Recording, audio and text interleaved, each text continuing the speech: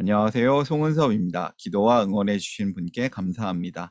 본 영상 설교는 새가족교회 주일 설교 메시지입니다. 교회 성도님들과 신앙생활의 새가족을 위한 쉬운 메시지를 전합니다. 새가족교회 주일 메시지로 오늘은 구약성경 사사기를 전합니다. 사사기는 3번의 설교를 하는데 오늘이 마지막 3번째 말씀입니다. 사사기 말씀 속에 담겨진 하나님 나라 복음 메시지를 전하려고 합니다. 오늘 주일 메시지 하나님의 말씀은 사사기 13장에서 16장까지입니다. 오늘 설교 제목 강하고 약한 삼손. 오늘 설교에 대한 궁금함과 기대감을 가지고 메시지로 함께 들어가 보겠습니다. 지난주 설교는 약하고 강한 용사였는데요. 오늘은 반대되는 강하고 약한 삼손이란 제목으로 메시지를 전합니다. 성경 말씀 같이 읽어볼까요? 사사기 13장 5절 말씀 새번역 성경으로 같이 읽겠습니다. 네가 임신하여 아들을 낳을 것인데 그 아이의 머리에 면도칼을 대어서는 안 된다. 그 아이는 모태에서부터 이미 하나님께 바쳐진 나실 사람이기 때문이다. 바로 그가 블레셋 사람의 손에서 이스라엘을 구하는 일을 시작할 것이다. 아멘. 사사기의 악순환을 들어보셨죠? 계속해서 악순환이 반복되고 있습니다. 죄를 짓고 또 하나님의 심판이 있고 부르짖고 회개하면 하나님이 사사로 구원하시고 또 일시적인 평화가 오는데 또 죄를 짓는 것이죠. 이것이 계속 반복되고 있습니다. 오늘 설교 본문도 이러한 반복 가운데 있는 것인데요.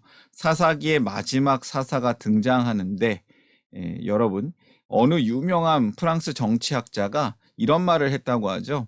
한 나라는 그 나라 국민들 수준과 똑같은 지도자, 정부를 갖는다라는 말을 했습니다. 이 말처럼 오늘 본문 사사기 마지막 부분에 이스라엘은 이때 이스라엘 국민들 수준과 같은 지도자를 갖는 것처럼 느껴집니다. 이 사사 바로 삼손입니다. 마지막 사사라고도 하는데요. 이 마지막 사사, 사사기에는 총 12명의 사사가 등장합니다. 사사는 성경에 기록된 분량에 따라서 두 종류로 구분을 하기도 합니다. 많은 분량이 나오는 사사를 대사사, 또 적은 분량이 나오는 사사를 소사사라고 합니다. 대사사의 마지막 부분 삼손, 삼손의 이야기는 블레셋 이야기와 함께 이루어지고 있습니다. 사사기 13장 1절에서 3절은 이 이야기의 배경인데요. 같이 한번 읽어볼까요? 이스라엘 자손이 다시 주님께서 보시는 앞에서 악한 일을 저질렀다. 그래서 주님께서는 그들을 40년 동안 블레셋 사람들의 손에 넘겨주셨다. 그때 소라 땅의 단 지파의 가족 가운데 마노아라는 사람이 있었는데 그의 아내는 임신할 수 없어서 자식을 낳지 못하였다. 주님의 천사가 그 여인에게 나타나 말하였다. 보아라, 네가 지금까지는 임신할 수 없어서 아이를 낳지 못하였으나 이제는 임신하여 아들을 낳게 될 것이다. 많은 성경의 이야기 중에 임신하지 못하는 여인에 관한 이야기가 있는데요. 여기도 마찬가지입니다. 이 마노아의 집에 자식이 없었습니다. 그러나 어느 날 하나님의 천사가 이 마노아의 아내에게 나타나서 아들을 낳을 것이라고 말하죠. 이 삼손, 이 아이가 어떻게 자랐고 어떤 일을 했는지 성경 말씀을 통해 살펴보도록 하겠습니다. 오늘 설교를 위해서 쉬운 질문 3가지 질문을 준비했습니다. 이 메시지를 듣는 분들에게 질문을 통해서 오늘의 메시지가 잘 이해되는 도움이 되는 질문이 되었으면 합니다. 첫 번째 질문 하나씩 살펴볼까요? 첫 번째 질문, 삼손은 모태에서부터 어떤 사람이었는가? 사사기 13장 4절에서 5절 말씀 읽어보겠습니다. 그러므로 이제부터 조심하여 포도주나 독한 술을 마시지 말아라. 부정한 것은 어떤 것도 먹어서는 안 된다. 네가 임신하여 아들을 낳을 것인데 그 아이의 머리에 면도칼을 대어서는 안 된다. 그 아이는 모태에서부터 이미 하나님께 바쳐진 나실 사람이기 때문이다. 바로 그가 블레셋 사람의 손에서 이스라엘을 구하는 일을 시작할 것이다. 삼손은 모태에서부터 이미 하나님께 바쳐진 나실 사람이었다고 합니다. 하나님은 이 마노아 부부에게 아이를 주시면서 당부를 하는데요. 이 아이를 나실 사람으로 키워야 한다라고 하셨습니다. 나실 사람은 특별한 목적으로 구별되어져 하나님께 바쳐진 사람을 말합니다. 이 나실 사람은 하나님께 바쳐진 사람이기 때문에 몇 가지 약속을 지키며 살아야 하는데 그중 중요한 것이 머리카락을 자르지 않는 것입니다. 포도주나 독한 술을 마시지 않는 겁니다. 부정한 것은 어떤 것도 먹어서는 안 된다는 것입니다. 하나님의 약속대로 아기가 태어났고 부모는 그 이름을 삼손이라고 지었습니다. 하나님은 이 삼손을 통해서 이스라엘을 구원하시기 또 위해서 또 강한 힘을 주시죠. 이 삼손은 이스라엘의 사사가 됩니다. 이 아이, 바로 그 아이다. 이렇게 나실인으로 하나님께 바쳐진 삼손의 사명은 블레셋으로부터 이스라엘을 구원하는 것이었습니다. 하지만 삼손은 그것을 아는지 모르는지 크면서 나신으로 지켜야 할 모든 계명을 다 어깁니다. 포도주와 독주를 마시고요. 부정한 것 가운데 하나인 사자의 죽은 시체, 사체를 만졌습니다. 또한 삼손은 블레셋 여인들을 좋아하기도 하는데요. 처음에는 딥나의 여인을, 또 다음에는 가사의 기생을, 또 그 다음에는 소렉 골짜기에 사는 들릴라라는 여인을 좋아합니다. 이방 여인과 또 심지어 결혼까지 하죠. 삼손은 자기의 욕망대로 자기 마음대로 자기의 힘을 사용하며 살았습니다. 그럼에도 불구하고 하나님은 이런 삼손을 통해서 블레셋을 심판하십니다. 삼손은 또 여우 300마리 꼬리에 불을 붙여서 블레셋 사람들의 곡식에 해를 끼치고 또 그를 잡기 위해 몰려온 블레셋 사람 1000명을 죽이기도 합니다. 하나님은 분명히 이 말씀대로 이 삼손을 블레셋으로부터 이스라엘을 구원하기 시작하시는 그러한 존재로 삼손을 이끄시죠. 성경은 이렇게 말합니다. 삼손은 블레셋 사람들이 다스리던 시대에 무려 20년 동안 이스라엘의 사사로 있었다고 합니다. 첫 번째 교훈을 발견하는데요. 하나님을 위하여 살라. 이 삼손은 나실인이었습니다. 우리도 사실 하나님께 드려진 존재 아니겠습니까? 성도는 하나님께 바쳐진 사람이다. 이것을 기억해야겠습니다. 삼손의 이름은 사실 태양이라는 뜻이 있어요. 그런데 참 묘하게도 삼손이 좋아한 들릴라라는 여인의 이름의 뜻이 밤의 여인이라는 뜻이 있습니다. 태양과 밤, 서로 대조되는 이름인데요. 결국 태양이 밤을 이기지 못하고 밤에 먹혀버리고 마는 이야기가 됩니다. 이 장면을 한번 살펴봅니다. 들릴라는 블레셋 사람들에게 돈을 받고 삼손이 가진 힘이 어디에서 나는지를 그 비결을 찾아내려고 합니다. 삼손은 이런 핑계 저런 핑계를 대면서 가르쳐주지 않았습니다. 그런데 결국 들릴라가 맨날 같은 말로 날마다 끈질기게 졸라대니까 삼손은 마음이 괴로워서 죽을 지경이 되었다고 하면서 17절에 하는 수 없이 삼손은 그에게 속마음을 다 털어놓으면서 말하였다. 나의 머리는 면도칼을 대어 본 적이 없는데 이것은 내가 모태에서부터 하나님께 바쳐진 나실 사람이기 때문이요. 내 머리털을 깎으면 나는 힘을 잃고 약해져서 여느 사람처럼 될 것이요. 라고 얘기합니다. 이 이야기가 어떻게 흘러갈까요? 두 번째 질문입니다. 삼손은 어떻게 힘을 잃게 되었는가? 19절 말씀 읽어보겠습니다. 들릴라는 삼손을 자기 무릎에서 잠들게 한 뒤에 사람을 불러 7가닥으로 따은 그의 머리털을 깎게 하였다. 그런 다음에 그를 괴롭혀 보았으나 그의 엄청난 힘은 이미 그에게서 사라졌다. 나실 사람인 삼손은 들릴라에게 속았고 머리털을 깎이면서 엄청난 힘을 잃게 되었습니다. 사실 삼손은 그동안 앞에 3번이나 들릴라를 속였지만 끝내 비밀을 밝히게 되었고 힘이 생기는 이유가 자신이 하나님께 바쳐진 나실 사람이고 머리카락 때문이라고 생각하고 대답을 합니다.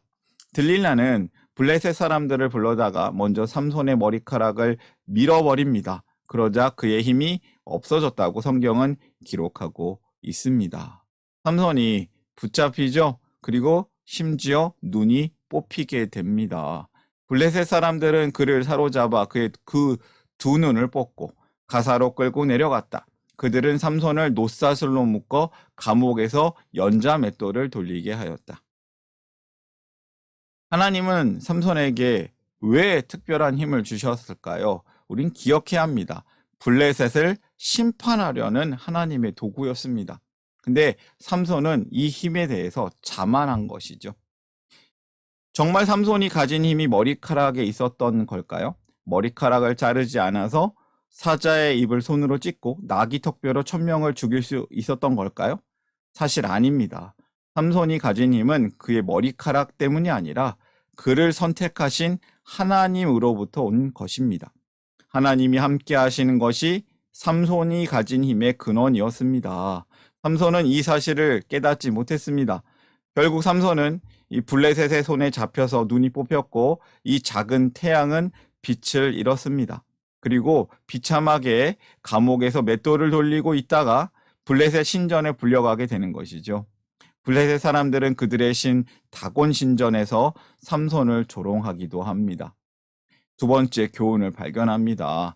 하나님과 함께하라. 하나님과 함께해야 힘이 있는 것입니다. 성도는 하나님께로부터 힘이 옵니다. 성도의 힘은 하나님으로부터 온다. 두 번째 교훈의 메시지를 우리가 꼭 기억해야겠습니다. 세 번째 질문으로 이어질까요? 삼손이 이렇게 붙잡혔는데요. 마지막으로 기도를 합니다. 마지막으로 무엇을 기도했는가? 참 멋있는 장면이면서 슬픈 장면이에요. 사사기 16장 28절 말씀 읽겠습니다. 그때 삼손이 주님께 부르짖으며 간구하였다. 주 하나님, 나를 기억하여 주시기를 간절히 바랍니다. 하나님, 이번 한 번만 힘을 주시기를 간절히 바랍니다. 나의 두 눈을 뽑은 블레셋 사람들에게 단번에 원수를 갚게 하여 주십시오. 삼손이 지금 어떻게 하고 있냐면요. 소년을 불러다가 이 신전의 가운데, 신전에서 정말 이 신전의 기둥, 중심이 되는 기둥이 있는 곳으로 자기를 옮겨달라고 부탁을 하고 거기서 무언가 계획하고 있는 겁니다. 삼손은 하나님께 이번 한 번만 힘을 주셔서 원수를 갚게 해달라고 기도하고 그 두 기둥을 힘껏 밉니다. 하나님께 정말 진심을 다해 기도하는 것이죠. 그러나 여전히 삼손은 자기중심적인 기도를 하는 사람처럼 보입니다. 원수를 갚게 해달라는 것이죠. 삼손은 그 어떤 사사보다 많은 힘과 능력이 있었던 사람이었습니다. 군대 없이도 혼자서 수많은 블레셋 사람들과 싸워 이길 수 있었고요. 또 혼자서 큰 사자와도 싸워서도 이길 수 있었습니다. 하지만 삼손은 교만하여서 하나님이 주신 놀라운 힘을 끝까지 지키지 못했습니다. 버려야 할 그 유혹에 제대로 반응하지 못하였고 하나님과의 그 언약을 저버리고 맙니다. 그는 결국 원수들의 조롱거리가 되는 비참한 처지에 놓인 것이죠. 이제 마지막 기회 같은 이 자리에 와서 이 삼손은 외칩니다. 다 같이 죽자. 함께 죽어라. 한데 하나님은 그의 기도를 들어주셨고 그가 잡은 이 기둥을 무너뜨리게 하셨습니다. 30절 말씀 한번 볼까요? 그리고 그가 블레셋 사람들과 함께 죽게 하여 주십시오 하고 외치며 있는 힘을 다하여 기둥을 밀어내니 그 신전이 무너져 내려 통치자들과 모든 백성이 돌더미에 깔렸다. 삼손이 죽으면서 죽인 사람이 그가 살았을 때 죽인 사람보다도 더 많았다. 위대하고 강하신 우리 하나님은 과거에는 강했지만 이 약해져 버린 삼손을 다시 사용하십니다. 오늘의 이야기에서 비록 삼손의 마지막 순간에 하나님이 다시 은혜를 베푸셔서 삼손으로 하여금 원수를 갚게 하셨지만 삼손이 하나님을 위해 제대로 살았더라면 그에게 주신 능력을 처음부터 끝까지 잘 사용했더라면 하는 아쉬움이 남습니다. 성도는 하나님께 받은 능력을 이 하나님과 하나님 나라를 위하여 힘써야겠습니다. 세 번째 교훈이에요. 하나님의 능력을 잘 사용하라. 하나님께서 하나님의 사람을 통해서 역사하시기 때문입니다. 하나님께서 하나님의 사람에게 하나님의 능력을 부어주시고요. 그 사람을 통해 하나님께서 일하십니다. 오늘의 메시지를 정리하겠습니다. 첫 번째, 하나님을 위하여 살라. 성도는 하나님께 바쳐진 사람입니다. 두 번째, 하나님과 함께하라. 성도의 힘은 하나님으로부터 옵니다. 세 번째, 하나님의 능력을 잘 사용하라. 하나님께서 하나님의 사람을 통해 역사하십니다. 오늘의 메시지 마음에 품고 함께 기도하기를 원합니다. 기도하겠습니다. 당신의 선한 일을 위하여 우리를 작품되게 하시고 새로운 가족 되게 하시고 새로운 삶을 살게 하시네. 사랑의 하나님, 죄의 악순환 가운데 있던 우리를 진리로 자유케 하셔서 영원한 하나님 나라의 백성으로 불러주시니 감사합니다. 하나님께서 우리를 택하여 구원하심을 감사합니다. 우리가 주님께 드려진 사람으로 살길 원합니다. 하나님을 위하여 살기를 원합니다. 우리가 항상 하나님과 함께 살며 하나님의 능력을 잘 사용하며 살기를 기도합니다. 우리를 이 깨어진 세상 안에서 하나님 나라의 사역자로 살게 하시는 하나님께 감사하며 모든 말씀 예수님의 이름으로 기도합니다. 아멘. 하나님 나라 여기 있네. 하나님 나라 함께 사네. 예수님 노래합니다. 예수님 찬양합니다.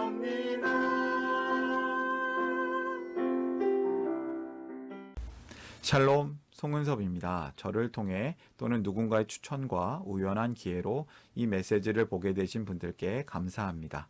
모든 성도님들은 하나님 나라의 새가족이십니다. 교회를 처음 나오신 분들만 새가족이 아니라 우리 모두가 새가족입니다. 왜냐하면 우리가 하나님 나라에서 새로운 관계가 된 새로운 가족 공동체이기 때문입니다.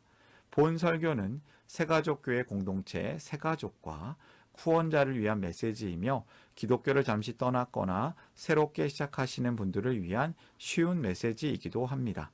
혹시 새가족교회의 가족, 새가족 또는 후원자가 되기를 원하시는 분들은 이메일로 카카오톡 아이디로 연락을 주시면 감사하겠습니다. 오늘의 메시지 하나님의 은혜가 넘치시기를 바랍니다. 사랑합니다. 축복합니다.